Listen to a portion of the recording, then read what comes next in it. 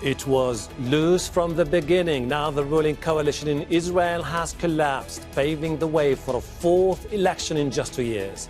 How much of a challenge is it to Benjamin Netanyahu? And this time, will the vote change the political landscape? This is Inside Story.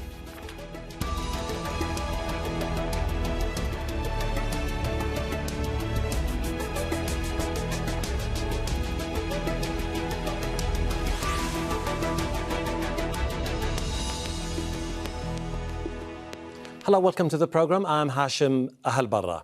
A fractious coalition government beset by infighting, but now Israel's rare unity cabinet has collapsed, creating political uncertainty. A fourth election in just 2 years expected to be held in a few months. The parliament was forced to dissolve after failing to pass the annual budget. That's after Benny Gantz couldn't convince Prime Minister Benjamin Netanyahu to endorse his spending plans. The two leaders will now part ways after being bound to a power-sharing deal for months. Their campaigns have led to inconclusive election results, previously ending in months-long political deadlock. The Speaker of the Knesset has called on all parties to refrain from fueling tensions ahead of the vote. Unfortunately, we were unable to find enough common ground to prevent another round of elections and enable the 23rd Knesset and its members to exercise the mandate given to us. We are all going to face a difficult election campaign, and I call on each and every one of us and on each and every Israeli citizen to refrain from exacerbating tensions. Blue and White Party leader Benny Gantz has accused Netanyahu of seeking a snap election to avoid a corruption trial. Netanyahu denies the allegations and blames Gantz for the political crisis. We are against elections. It's a wrong decision by the Blue and White Party. But if an election is forced upon us, I promise you that we will win. The power-sharing deal came after neither side was able to form a majority coalition in 3 inconclusive votes. Under their 3-year agreement, Netanyahu serves as Prime Minister for 18 months, with Gantz taking over in November. Recent polls show support for Gantz's Blue and White Party has plummeted, and Netanyahu's right-wing Likud could win big. Netanyahu has faced weekly protests against his rule, mainly over the handling of the coronavirus. Analysts say the PM could face a strong challenge from Gideon Saar, who left Likud to set up his own new Hope party. There's been mixed reactions from some Israeli people on the snap election. I think the early election is very bad for Israel, and in general it's a very frustrating situation that we got ourselves into. The political standstill for the past few years is very, very bad in general, and our leadership is not doing what it's supposed to do, which is take care of Israeli citizens, and the situation is very, very, very sad. Well, naturally, a fourth election in less than 2 years isn't what the economy needs right now, isn't what the country needs, isn't what the people needs. In the middle of the pandemic, it's not over yet. We have started with the vaccines, but a fourth election isn't good for anybody, I think. I'm happy that we have the fourth election, because I was afraid that we will never have election again. We're afraid that the dictatorship will take over. Still, we have 3 months, so I hope the election will come, and he will not, the corrupted Prime Minister will not do any tricks.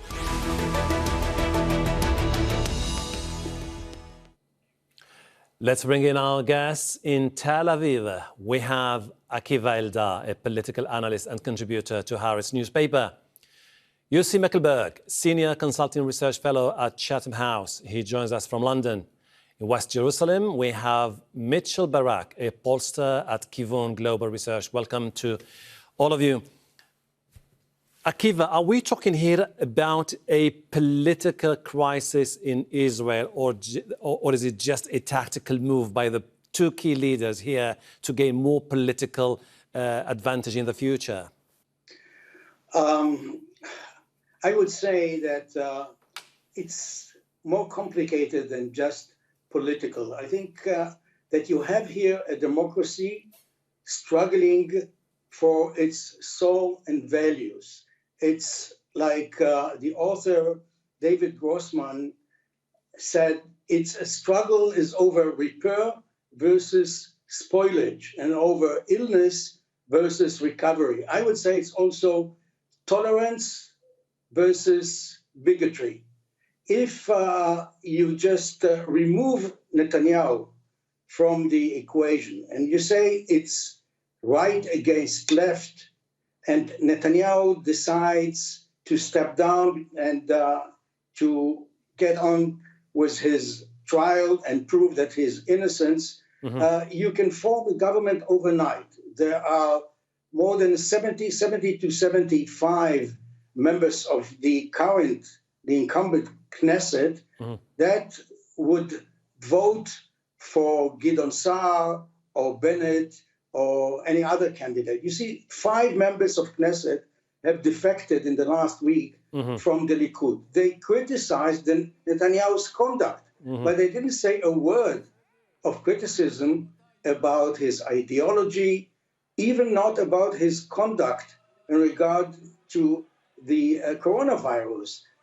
So it's not just about Netanyahu, but what he represents. Okay. And I believe that in the next elections, there will be a majority that will support the the pillars of the Israeli democracy.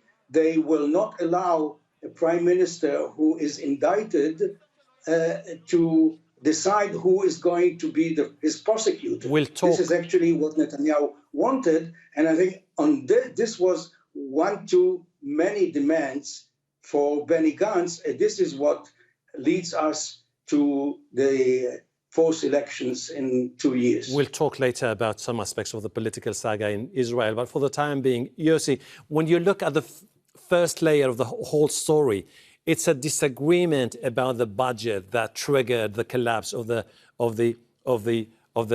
unity government. Is it only about the budget, or there is a second layer to this story? The tragedy of all of it is that the budget is just a trigger. It's not the reason for this. I think the Israeli political system entered into a very dangerous decline. The fact that we are reconvening here for the 4th election in 4 years tells you almost anything that you need to know about the lack of functioning of the Israeli political system. The constant move of politicians from one party to another, the splits, the realliances. Only today, another party is split, and someone from the Yesh Atid is going to run in a separate party.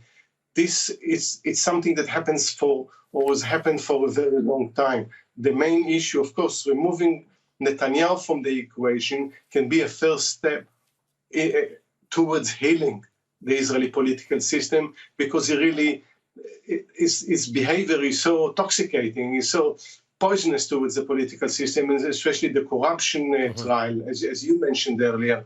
But it has to go well beyond it, because the reality, it's not only the political system, is the society is divided. And when you look at the polls, you see that, yes, you might build a coalition, but it's also contained with conflicting parties, and it wouldn't be a government, again, that can deal with the huge challenges that Israel is facing. Okay, Mitchell, many analysts are saying that basically Netanyahu was smart enough to decide it's about time to trigger the loophole in the agreement that was initially struck between both political leaders, paving the way for him to bring down the government, hoping that next time he will win and Benny Gantz will lose. However, what if this backfires? Well, that's the thing. You never go to elections because you don't know what's going to be in 3 months from now. So, I think at the end of the day, the problem was always that there was an exit clause for this agreement between Gantz and Netanyahu, the rotation. And there were 2 real exit clauses, the budget for 2020 and the budget for 2021. So, he could have kept the government going. It's a total embarrassment, and it's irresponsible of Netanyahu and of the other people in the government. that they have not passed the budget for 2020, meaning the budget here in Israel is running on empty, if you will, because we had elections last year also in 2019. So, it's been a holdover of budgets that haven't really been planned properly. Mm-hmm. So this could be a very big mistake. I mean, I think it's good to sum it up. Right now you're seeing a real mutiny from the Likud, meaning it's not just Gideon Sa'ar that challenged him. It's another senior minister, Zev Elkin, who left yesterday. Mm-hmm. It's other members of Knesset, and I'm not convinced we've seen the end of it, meaning people will only drink the cyanide Kool-Aid 3 times. Mm-hmm. And then they're not going to drink the Kool-Aid anymore, meaning, he had 3 chances to do it. He went in with Gantz in good faith. Gantz went in with good faith. Gantz committed political suicide by going into this government because he broke up his agreement with Yesh Atid and with Ya'alon. Mm-hmm. He went in, he said, this is what Israel needs, coronavirus, budget, all these things. And he knew that if he went in, he would have real difficulty ever running again. He thought he would be prime minister, but if he didn't, his career would be over. And he took that chance. Mm-hmm. We'll talk more about what it means for Benny Gantz. But for the time being, Akiva, until the last minute, there were both Gantz and Netanyahu were hoping that there will be an extension of the deadline. However, lawmakers from Gantz's party and from Netanyahu's party decided, no, there will be no extension. What do you read into these defections from lawmakers from both parties? I would say that they lost the last bit of faith and credit that the government gave them. I think that in Gantz's blue and white party, there were few people, but enough people who said, enough is enough. We are not going to be humiliated. The terms that Netanyahu put in front of them, that he will have a veto over the appointment of the next Attorney General, and about the veto that his representatives will have in the committee that appoints the Supreme Court, and probably Netanyahu's trial will reach the Supreme Court. Mm-hmm. So I think that this was one too many demands that they couldn't swallow. And they were running on being not Netanyahu. On, as was mentioned before, Gantz promised his constituency that he will not sit with Netanyahu in the same government, around the same table. Mm-hmm. So, on the other hand, I think that he was actually falling on his sword because he knew that this is the end of his career. Mm-hmm. But on the other hand, I think that he gives hope for the contenders, for the Gideon Sa'ar and Lieberman, and those who say Likud is okay. Netanyahu is not. All right. So if Netanyahu will turn out to be a nuisance from the Likud, there is no reason why why Gideon Sa'ar will not go back to the Likud and will lead them to form the new government. You see, the general sentiment among all the opponents and the critics of Netanyahu, this is someone who is manipulating the political establishment to advance his own political agenda and to cushion himself against any ramifications of the prosecution, which is underway. If that's the case, how can someone pull the strings and manipulate a whole political system in Israel? Isn't this an indication there is something wrong with the establishment itself? Completely. I think anyone that was part of it or has been part of it is complicit. And we mentioned Benny Gantz.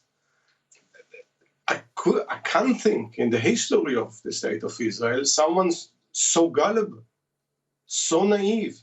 He was probably the only one to believe that Netanyahu entered into this agreement in good faith, because everyone else told him Netanyahu is not going to abide by his agreement because he doesn't abide by any agreement. So he created his own supporters, group of supporters that go with him everywhere. He talks to the base, And the base still supports him and probably support him in the next election. But yes, in this sense, he is the master manipulator of Israeli politics. Mm-hmm. On the one hand, some of the goods he does deliver. But when you look what happens in Israel, he destroys Israeli democracy. And the idea that someone that was indicted on such serious allegation of corruption is still there, not suspended himself, show that whoever is involved with them, from the Attorney General, from the political system, all the way to the Supreme Court, must be regarded as complicit in that. All right. Mitchell, how do you see things or events moving forward, particularly to Benny Gantz? Is it safe to say that this is the beginning of the end for his political career? Well, it may also be the beginning of the end of Netanyahu's career. I mean, we've been saying this every election, so it's going to look, we're still 3 months out from the election. So we don't know what crisis is going to be in 80 days from now, because that's going to really influence people's votes.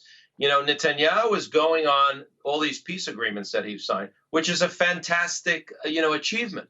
We actually have peace or normalization agreements with countries we never had. We have travel agreements. That's fantastic.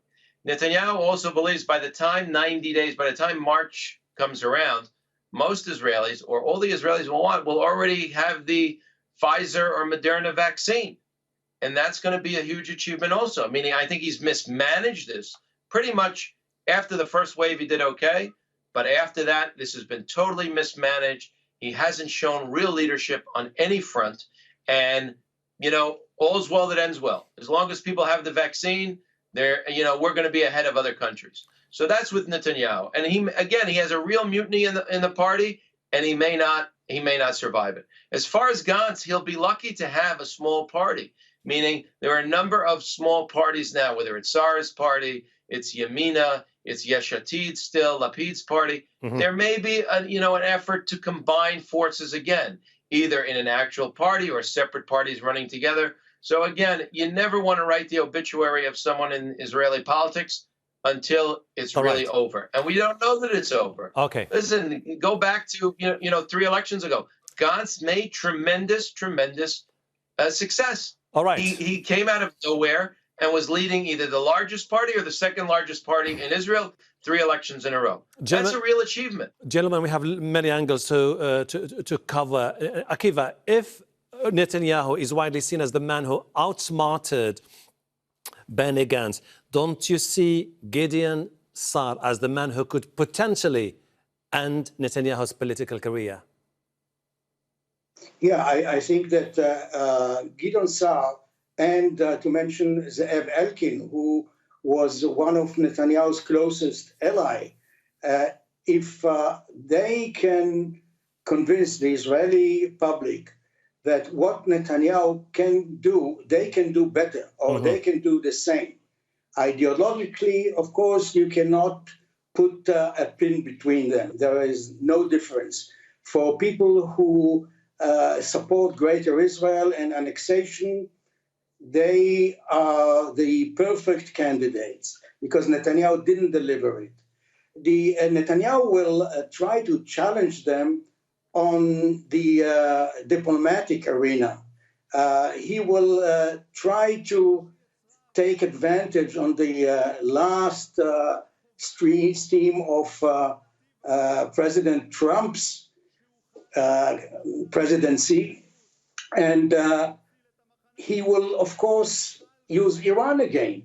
And he'll say, do you really support Gideon Sa'ar or Bennett that they will be able to stop President Biden from going back to the Iran deal? I am the only one who can go to Washington and can stand in front of both parties and convince them to stop Iran. Okay, but for the time being, and let me go to Yossi, for the time being, it's Israeli voters who will decide who takes over.